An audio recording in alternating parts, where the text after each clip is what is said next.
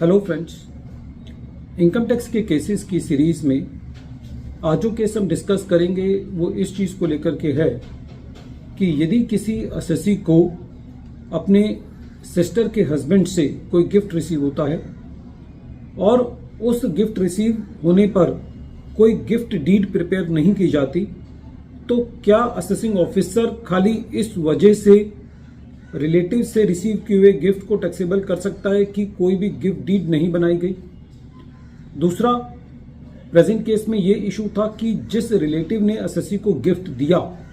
यदि assessing officer को यह चीज क्लैरिफाई नहीं हो पाती कि जिस सोर्स से असेसी ने गिफ्ट दिया है, जैसा कि प्रेजेंट केस में म्यूचुअल फंड को सेल करके दिया था, असेसिंग ऑफिसर को असेसी ये बात क्लैरिफाई नहीं कर पाता कि जिस रिलेटिव ने म्यूचुअल फंड बेच करके गिफ्ट दिया है वो म्यूचुअल फंड किस साल में बेचे हैं, तो क्या खाली इस वजह से असेसी के हाथ में गिफ्ट को टैक्स किया जा सकता है। ये दोनों इशू कोलकाता ITAT की सी बेंच ने अपने एक case DEP Prasanna Chaudhary versus assistant commissioner of income tax के केस में डिसाइड किए। ये case 134 ITR tribunal page number 1510 पर रिपोर्ट हुआ और इस केस का जजमेंट 4 नवंबर 2025 को आया।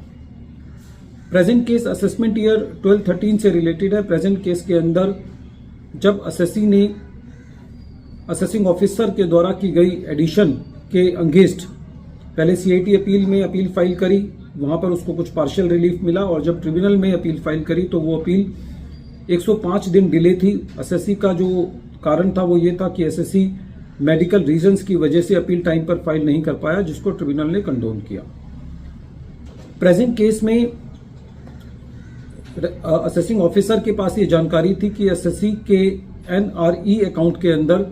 80 लाख रुपए रिसीव हुए हैं, जिसकी वजह से असेसी को सेक्शन 148 का नोटिस भेजा गया। During the assessment proceedings assessing officer ने इस 80 लाख रुपए के लिए इंक्वायरी करी, जिसको असेसी ने ये बताया कि असेसी को ये पैसा अपने सिस्टर के हस्बैंड से रिसीव हुआ है, जो कि ब्रदर इन लॉ का रिलेशन हुआ। During the assessment proceedings assessing officer ने ये पाया कि इस गिफ्ट को लेने के लिए कोई भी गिफ्ट डीड नहीं बनाई गई। दूसरा, असेसिंग ऑफिसर का ये कहना था कि जो गिफ्ट रिसीव किया गया है ब्रदर इन लॉ से, तो जो ब्रदर इन लॉ का जो सोर्स है,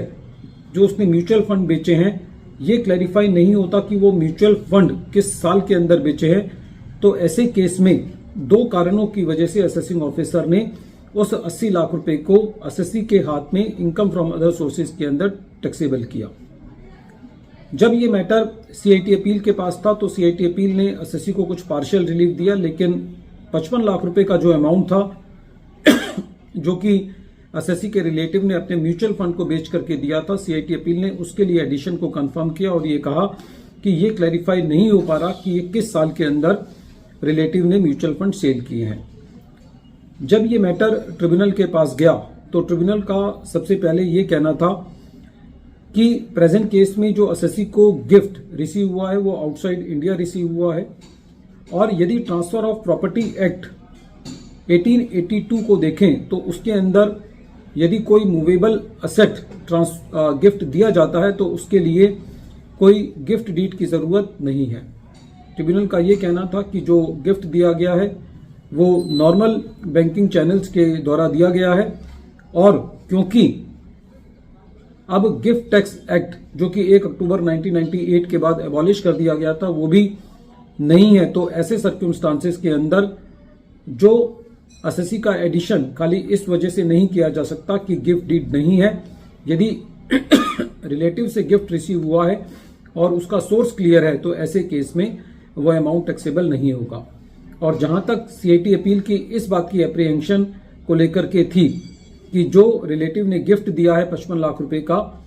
अपने म्यूचुअल फंड को सेल करके, यदि वहां पे कोई डाउट है तो उस केस में उस रिलेटिव का केस रीओपन करके वहां टैक्स किया जाना चाहिए, लेकिन असेसी के हाथ में वो अमाउंट टैक्सेबल नहीं किया जाना चाहिए। तो प्रेजेंट केस में कोलकाता ITAT की सी बेंच ने ये कहा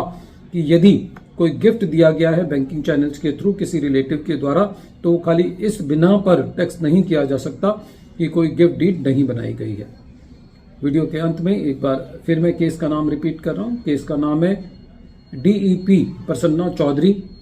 versus assistant commissioner of income tax, और ये case 134 ITR tribunal page number 510 पर रिपोर्ट हुआ और इस केस का जजमेंट 4 नवंबर 2025 को आया। Thank you friends.